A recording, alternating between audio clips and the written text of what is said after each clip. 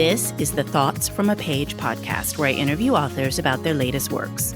Listen to what inspired the storyline, how their covers and titles were chosen, their personal connection to the story, and other fascinating tidbits about the authors themselves. My name is Cindy Burnett, and I love to talk about books. I can be found on Instagram and Pinterest at Thoughts from a Page. And if you have any comments about the podcast or feedback from me, I can be reached at my website, which is www.thoughtsfromapage.com. Rhys Bowen is the New York Times best-selling author of more than 40 novels, the winner of the Left Coast Crime Award for Best Historical Mystery Novel and the Agatha Award for Best Historical Novel. Bowen's work has won 20 honors to date, including multiple Agatha, Anthony, and Macavity Awards. Her books have been translated into many languages, and she has fans all around the world. A transplanted Brit, Bowen divides her time between California and Arizona. Thanks so much for listening, and I hope you enjoy the show. Welcome, Rhys. I am so glad you're here to speak with me today. How are you? I'm doing fine, thanks, Cindy. A little bored, a little cabin fever, but apart from that, everything is good. Thank you. Well, I hear you on the cabin fever. It is definitely starting to take its toll, I think. Well, most years I would be in Europe researching the books, and I would be traveling around and seeing family in England. I would be in Cornwall, which is where my latest book is set. And not being there this year was really hard. And so it was kind of nice to have the book there to at least read and get back to the dreams of where I'd like to be. Well, and you were doing a tour through Cornwall on your Instagram account when the book first came out, correct? I was, yeah, every day, looking at the pictures and going, oh, look. I enjoyed following along with that. Well, why don't we get started and tell me a little bit about The Last Mrs. Summers? Okay, The Last Mrs. Summers. This is the 14th book in the Royal Spinist series, featuring my heroine, Lady Victoria Georgiana Charlotte Eugenie. She's 35th in line to the throne of England. She's absolutely penniless. We're in the 1930s, and she's been trying for the last 14 books to make her own way in life. And by this time, she's a little bit more hopeful and settled than she had been at the beginning when she fled from the Scottish castle with nothing and had to live on toast and baked beans for a month. But she's now happily married. She has inherited a really nice property. Well, at least she's looking after it for the owners and will inherit it someday. And everything is good in her life, except her husband, Darcy. We don't know what he is, but we think he's some sort of spy for the British government. Anyway, he's disappeared. She's bored.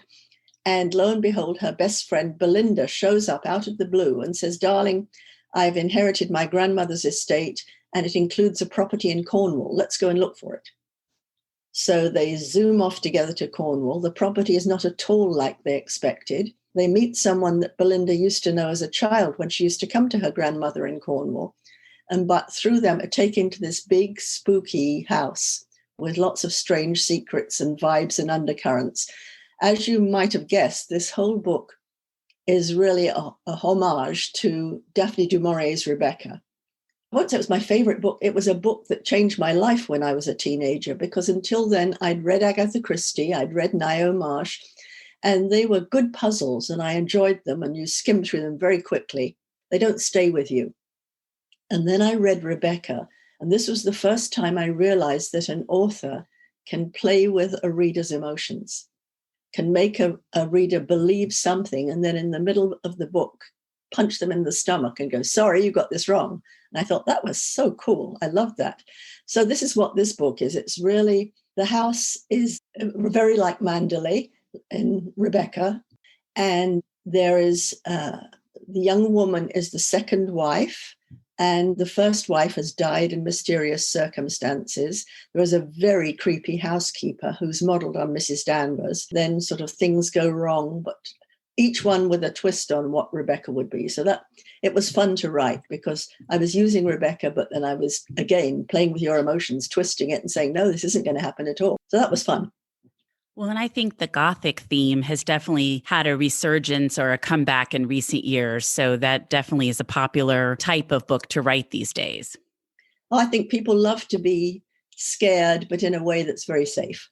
I do too. I used to love reading people like Victoria Holt when I was young, that were young women running through strange castles being pursued by dubious men. That's kind of fun to read. Did you have to do any research for this one?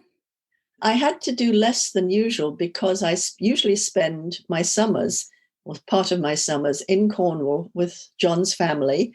And my sister-in-law owns a 14th century manor house. They are a very aristocratic Cornish family.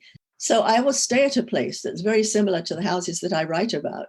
I know the area very well. And so it was really a case of writing what I knew. When we were there last year, I'd just drive around and see what you can see from here and check on the times of the ferry and that sort of thing. But there really wasn't nearly as much. The only real research I did was when I was in Cornwall, I found a first edition of Rebecca at a used bookshop. And so as we traveled around, I read it again. And it was interesting because I hadn't read it since I was a teenager. And I had different feelings about it. This time, I was so angry with the young woman who's the heroine, whose first name we never know. She is the second Mrs. De Winter. So she has no identity, really. The only one who has the identity is Rebecca, the first wife. And this second one allows herself to be bullied by the housekeeper. And I thought, if that were me, I would say, well, I know the vase has always been over there, but I choose to have it here. But she never did. She was a little mouse. I mean, I understand she was lower class and she was suddenly thrust into this position of being mistress of a huge house, which must be intimidating. But she should have stood up for herself. So I think, if Daphne du Maurier wanted to write it again, that's what she should do. Well, and it was a different time period too. So I think women were less likely, not all women, but some women were a lot less likely to stick up for themselves than they are now.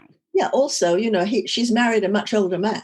She's presumably 20, 21 at the beginning of this book, and she's married someone who must be in his 40s. So it's a little bit more like a father-daughter relationship in many ways, in that she looks up to him and she's rather overawed by him because he's handsome, he's rich, he's everything she's dreamed of.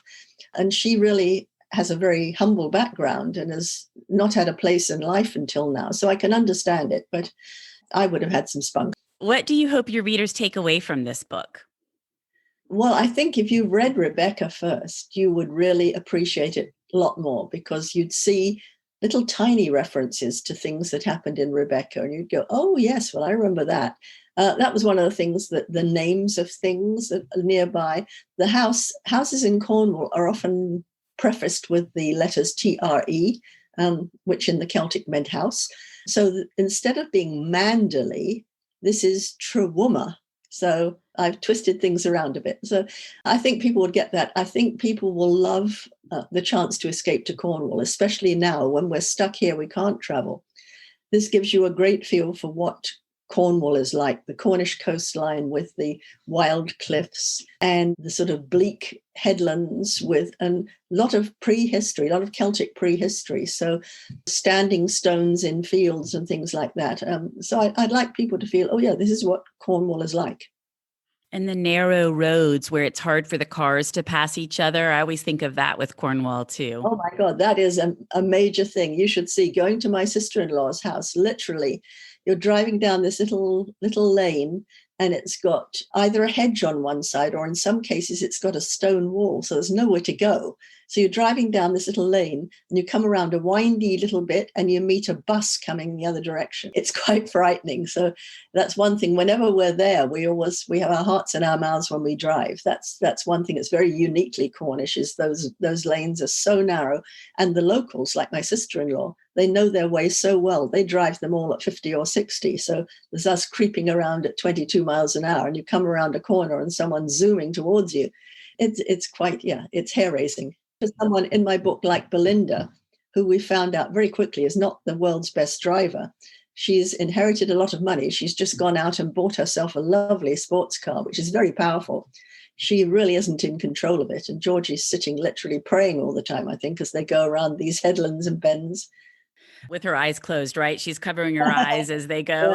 I don't want to see what's happening. Well, I love the covers for this series. I just think they are so clever and unique. How did all of that come about in the beginning? Well, they chose the first cover and the first illustrator. It was one of those very serendipitous things. they chose the illustrator for the first cover, and I had some suggestions on what I thought we should do on it. So then we got sort of a stereotype of Georgie. She appears on all the covers like that. She, in real life, I think she doesn't look quite like that. But anyway, that's how she's come to be. And then I found out, quite by chance, that someone emailed me and said, did you know that the illustrator lives in San Francisco? So he came to one of my events once and I met him. He brought me the first sketch he'd ever done of Lady Georgie, which was lovely to have. So I've got it on my desk now. Since then, I've sort of risen in the world a bit. And so I get to say exactly what I want on my covers. They say to me, what would you like on the next one? And I say, well, I think we should have the big creepy house with maybe just a hint of the housekeeper at the other end of the hall. And then they draw it for me. So, and then I really have complete input. They do a sketch to start with, and I can say sometimes, like, I don't think that pillar's quite right, or should we have a dark man standing in that corner? And so it's very nice to get exactly what you want, because I know so many people who go crazy because their covers are not what they want. I do think the cover process is really stressful for people. And so it is nice that you've gotten to the point where you have complete control and can speak up if you like it or don't like it. Yeah, and then, I do big standalones as well. And my standalone covers also, we talk about what we might want on it, and then they send me a lot of mock-ups and a lot of pictures and everything, and I say, yeah, I like the look of that, but I'd like it lighter and everything. So it's very nice to have the cover you completely want. The cover on my next standalone, which is coming out next year, which I'm sure we'll talk about soon, is the best cover I have ever seen on any book. If you saw this book across an airport, you would rush and buy it because it's so gorgeous. Well, you've led me right into my next question, which was, are you working on anything right now? Is that cover out already? Or is it not been revealed yet? It has been revealed. It's now, you can see it on Amazon. The book is not coming out until next April. It's called The Venice Sketchbook. And obviously it's set mainly in Venice in different time periods. It's set in 1928, in 1939 to 46, and then again in 2001. And so it's one of those stories where I started doing this with The Tuscan Child, where we jump between two people's stories. They're fulfilled side by side as we go along. I wanted to do that. I thought it'd be a great challenge, and I love reading books like that. So this is another of those, in that you've got a woman in the present, well, almost the present, because the Twin Towers falling has something to do with the story. But then you're taken back into Venice to try and find out what had happened when you'd never known. So that's the sort of story that I love reading. So I really liked writing. And the cover has this most beautiful shot of Venice you've ever seen. I'm a huge fan of Venice. I go often. And the funny thing was, they put it up on Amazon for pre-order as soon as the cover is ready. And so suddenly one day I look up and I go, oh, this book is number 7 on the bestseller list, but I haven't even written it yet. So that's wait a minute. The pressure. That's always a bit shocking sometimes. Like, well, I guess I better finish it now. So yeah, it's coming out April the 13th, I believe. Well, now I'm going to have to go check the cover out. I can't wait to see it. Yeah. Well, I remember the first time I heard you speak about one of these standalones, and you talked about writing a dual timeline versus a story set in one time period, and that it was a little more complicated than you had initially thought it would be. So now you're doing 3 time periods. How was that? Well, it wasn't that hard, because one time period is almost like a prologue. Something happens at the very beginning of the book in 1928, which colors the story throughout the whole book. So just think of it as it was like a 50-page prologue is what it essentially is. I mean, I don't call it that. The funny thing was, when I wrote The Tuscan Child, which was the other one like this, I wrote the 2 stories separately, and then I had to put them together. I had no idea how to do that. So what I did was I printed out both stories, and then I put the chapters all the way down. I got a long hallway at home, all the way down the hallway. And then of one of them, probably Hugo. And then I came with the Joanna chapters, and I thought, where do I put this? So I literally physically put them all in where I thought they should go. And the good thing about that was I could move them around. Like, oh yeah, we don't need to know that yet. Let's move it down to here. So that's what I did for this one too. I think I'm sure it's not the most scientific way of doing this, but it works really well for me because it's so visual. Well, I loved that story the first time I heard it. I just thought that was fascinating and such an interesting way to do it. Well, it was survival mode, I think. I've got these two different stories. I didn't want to have to try and copy and paste and then have to move it out again. It would have been such a headache. So this was quite quick. So I recommend it to any writer who's going to be doing 2 time periods. It works quite well. Do you have any advice for aspiring authors talking about recommending that? But generally, if somebody hasn't published a book, what kind of advice would you give them? Well, I speak at writers' conferences and writers' workshops quite a lot. And this is a question I'm often asked. The first thing I would say to anybody is don't ever choose something to write about because you think it will be a bestseller, especially if you see that vampires are in right now. So you decide you're going to write a vampire novel and make lots of money. That doesn't work because by the time your book comes out, which will be at least 2 years later, vampires won't be in anymore. The other thing is you've got to love what you're doing. If you're not passionate about that story, the reader's not going to be passionate about that story. I have to tell you, every book I write, I can't wait to get back to it because it's something that I love. I love being in Venice. I love being in Cornwall. It's just a treat for me to be with those characters again. So you've got to really love it. So it's hard now, I think, to be a new writer. Don't be discouraged. All you have to do, you only have one job, and that's to sit down and write the very best book of which you're capable. And once you've done that, you've done your job. And then it's up to the fates to try and find you an agent and an editor. The other thing that I hear regularly regarding that is to go ahead and sit down and write. And whether your initial draft is the greatest thing ever, it probably isn't going to be. So the best thing to do is sit down and write. And then once you've got something down, you can edit. And that helps you kind of work your way toward the best thing that you could write. That is so true, Cindy. That's absolutely good advice. And that's exactly what I do. I write 2 books a year. So I'm working pretty hard, as you can imagine, especially as one of those books is around 400 pages. So what I do is I start to write the first draft and I work all the way through till I finish that first draft. And I try and do that in 3 months because then I know I'll have plenty of time for editing and polishing, etc. I find I've had to learn that if you think, oh, this bit's a bit boring, you do it. You just keep on with it. And then you can go back afterwards and then you start to really edit, pull apart, polish. But once you've got something down, I can then switch off a bit. I find when I'm in that initial creating mode, it's very hard to switch off. I will drive around in the car thinking, okay, she comes into the room. So what does she see first? Oh, she sees that. So I do that. And then at night I wake up, I turn over and I sit up and go, oh no, he wouldn't have said that. And I have to leap out of bed and write something. So it's very hard to switch off.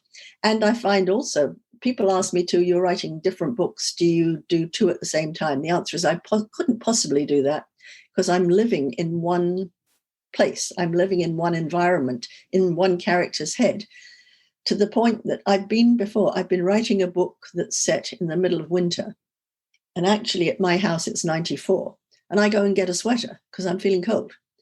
And the other thing too is, especially when I'm writing the Molly Murphy books, Molly gets angry with the love of her life, Daniel, and he's done something that's really annoying to her. He's very much a man of his times who likes to boss women around.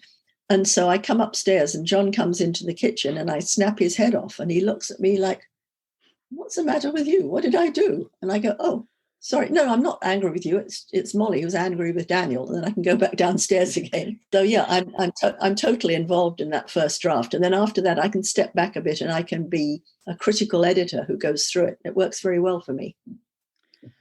I do think just being able to get something on the piece of paper, or actually these days, really the computer, gets you started. And then as you continue working, you can even go back and think, oh, I should have put this here, or maybe she would do this here. And at least that kind of gets you going. Oh, absolutely. Yeah, there are so many people who think that they want to write, but they spend so much time thinking about writing. They will take another course, another fine arts course, another this course and that. Really, writing is not an art form, it's a craft. And you only get better at it when you actually use your medium, which is words. The moment you learn to create with words, you get better every time you do it. And I find that my books go much more smoothly at the first draft now because I've done it so many times that I'm pretty good at handling the words these days. Well, thinking about Georgie, when you started this series and you wrote book number 1, did you ever dream that you would be now on book, is this 15? It is, yeah, 15. That you would be on book 15?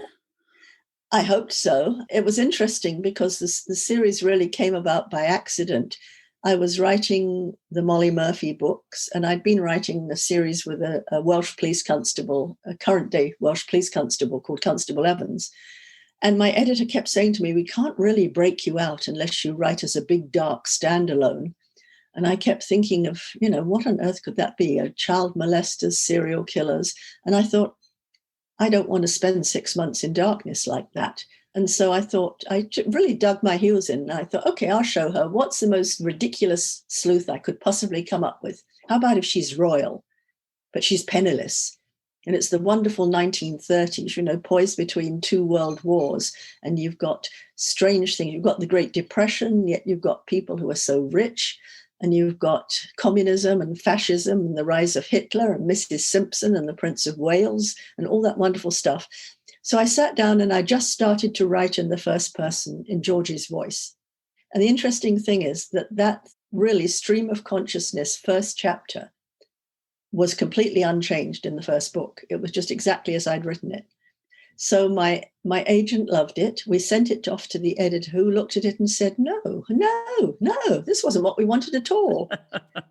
So my agent said, well, you don't mind if we send it out to other publishers then? So it was put out to bids. Somebody else bought it. And then it started doing very well. And so the first publisher to start with pretended it didn't exist. And then they started saying, well, in that other series. So it was very nice. It was a very pat on the back moment for me. I really enjoyed it. So Georgie, to start with, has this great story arc because she is alone and penniless. And what's she going to do with her life? It is the Great Depression. Even people with really good qualifications can't get jobs. And Georgie has been to a finishing school. She can walk around with a book on her head. She knows where to seat a bishop at a dinner table, and she knows which fork you use to eat oysters. That's about all she knows. So she's not employable. So for the first few books, she's really struggling to survive on her own, not willing to go back to the Scottish castle and admit she's a failure.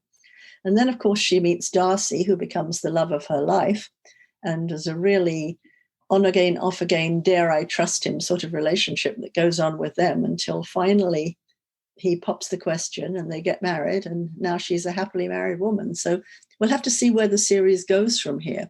I want to take it long enough. Georgie's mother, her current man in her life, is a rich German industrialist. And I kind of want her to be stuck in Berlin when things get really bad, and maybe have Georgie have to go and rescue her. That would be a fun story to write about.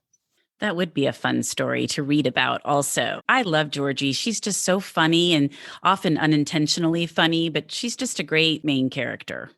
Well, I think she starts off the series anyway, very naive, very sheltered. She's grown up in a Scottish castle without too much interaction with other people. So she's naive. She is optimistic. She expects good from people. I think one of the things that's made her a good sleuth is that she's grown up slightly straddled between two worlds, because her father was Queen Victoria's grandson, but her mother was a lowly born actress, very famous actress, who he married. So she has a grandfather who lives in this little house with gnomes in the front garden. So she really is slightly between two worlds. And so when that happens to you, you're a really good observer. I think that's what's happened to me in America. I've lived in America for many years. I still really cling to my British roots in many ways. But both places, I'm slightly an outsider, slightly an observer. This is very true when I go back to England. I stay with my in-laws, and they say things which I probably wouldn't even notice if I lived in England. But being an outsider, they say, oh, do you remember that trick we played on the butler once? And I get out my little notebook and write it all down, because to me, it's great stuff for my books. And do they mind that some of their stories end up in your books? I'm not sure. I have to tell you that one of John's cousins is called Fig.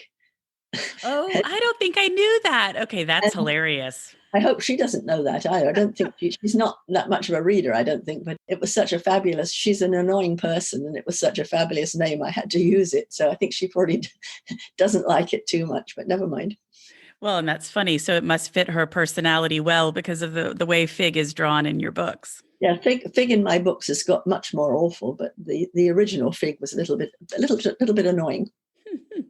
Well, okay. I'm so happy to have learned that. That's pretty funny. Well, before we wrap up, I would love to hear what you have read recently that you really liked.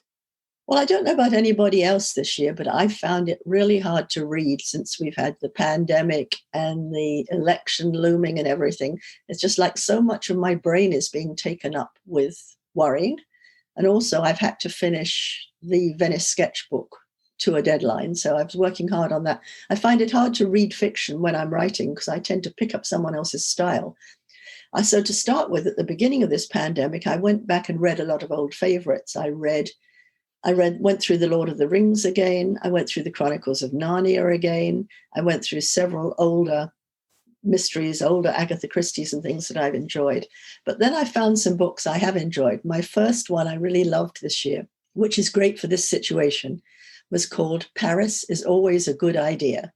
And it's by Jenn McKinlay. It's one of those lovely rom-coms when she's a sort of career woman who's been focused on her career for so long, and suddenly her world is sort of shaken upside down, and she takes time off and she goes back to visit people in Europe. And she'd taken a gap year after college, and she'd had a romance with a young man in Ireland, another young man in Paris, and another young man in Italy. And she goes back to sort of see if she can rekindle any of those. So it's a lovely, fun, very light story that's perfect for when you're stressed. So that's Paris is Always a Good Idea by Jenn McKinlay. The other one I read, I was asked to blurb and really loved it. It's by Barbara O'Neill, called The Lost Girls of Devon.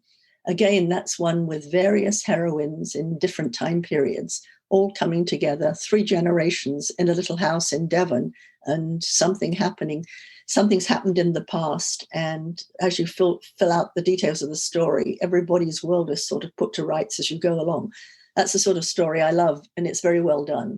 I think both the books you pick sound like they would be great reads for right now, good Yeah. distractions and not heavy, because I haven't really been able to read anything very dark at all. Well, I think that's why historical is so popular right now, because it's safe to read about a time we know is over.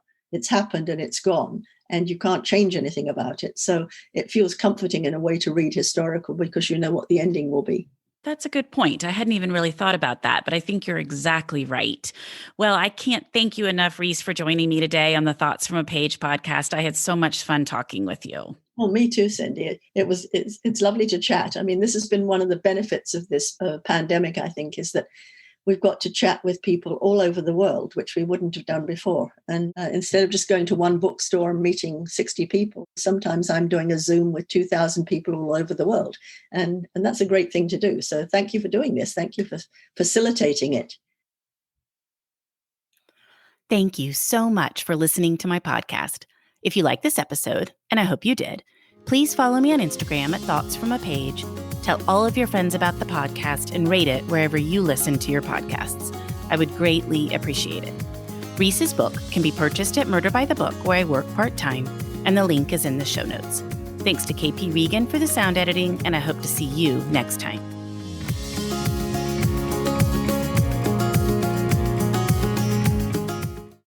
Are you tired of seeing your teen or young adult struggle on a path that clearly isn't the right fit? Is your teenager confused about which direction to take after high school? The future of work is changing rapidly, and our kids need to know all of the options available after high school so they're empowered to make the choice that is best for them. In each episode, we explore the latest trends that are shaping the opportunities of today and tomorrow. I'm your host, Betsy Jewell, and this is the High School Hamster Wheel Podcast.